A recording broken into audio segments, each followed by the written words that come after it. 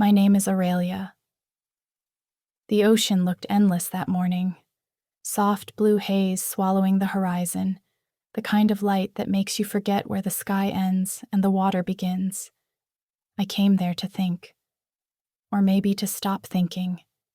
The sand was cold under my feet, and the wind carried that salty dampness that always makes your hair impossible to control. I didn't mind. It felt honest, like everything else around here. I saw her before I heard her. A tall woman in a light gray sweater stood near the waterline, hair moving with the breeze like silk threads. She didn't look like a tourist.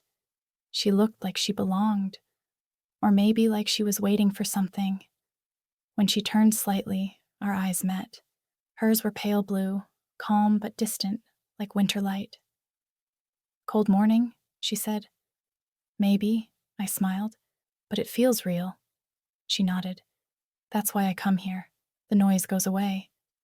"Elara," she added after a pause, her accent soft but precise. We walked along the shoreline, not talking much, just listening to the tide folding in and out. There was something about her presence, quiet but grounding, as if she carried a different rhythm inside her, one the world forgot to hear. When I looked at her again, she was watching the sea, but her face had changed, softer, more open, and I realized I didn't feel alone anymore. Something quiet, almost invisible, had begun between us, like the air just before a storm, charged but calm. That evening, when I left the beach, I still felt the ocean wind on my skin, and the memory of her eyes that looked like sky after rain. The next time I saw her, the ocean was quieter. Evening light turned everything gold and silver, waves whispering instead of roaring, the sun sinking behind a soft veil of clouds. Elara stood where I had seen her before, hands in her pockets, hair catching the last lines of light.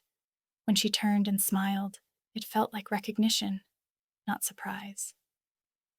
"You came back," she said. "I wasn't sure if you'd be here." "I'm always here at this hour," she answered. "It's when the day exhales." We walked again, but this time slower. Our steps synced without effort, our words fewer but warmer. She told me she'd moved here a few months ago, needed distance, she said, from noise and expectations. I told her I came to forget the same things. We laughed quietly, the kind of laugh that doesn't fill the air. It just stays between two people. At some point, we stopped near a cluster of rocks where the water shimmered like glass. She bent to pick up a shell, turning it in her hand, the light tracing her fingers. "It's strange," she said. "You don't really know someone, and yet you feel you do." I didn't answer. Her words hung in the air like sea mist, delicate, real, impossible to hold. When she looked at me again, the last sunlight hit her eyes, pale blue turning gold at the edges. For a moment, I forgot the ocean, the noise, even my breath. She smiled softly. "Same time tomorrow?" I nodded.